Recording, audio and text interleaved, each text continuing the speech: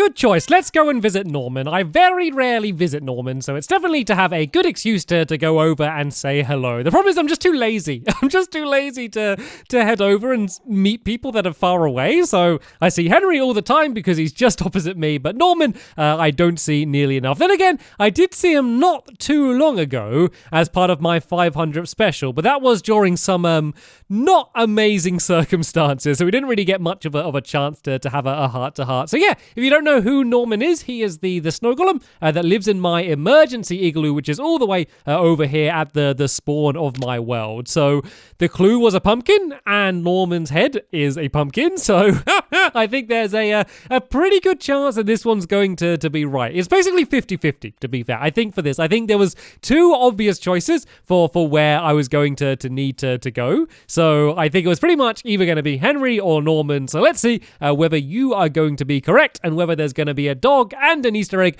waiting for me inside of the emergency igloo. This is the tense moment. Is there anything inside here? And nope, it seems to be just Norman. But you know what? I don't mind because I can go and say, hello, Norman. Happy Easter. I hope you're having a good time over here. And is there any spare food inside? And I might actually steal some of this spare bread because running around all over my world is making me get a little bit peckish, so I can have something to eat.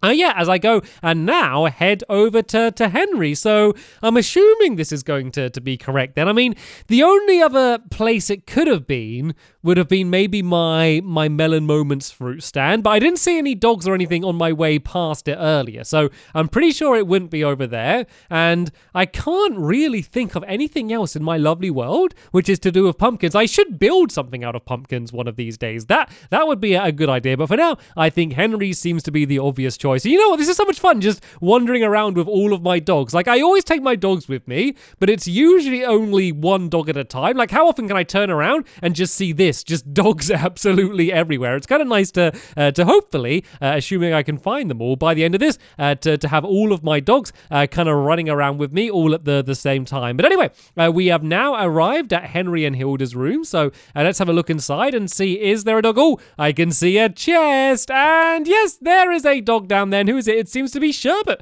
is sitting down there. So hello, Sherbet. Welcome to the gang. Look at them all there getting reunited. They're not used to being apart like this.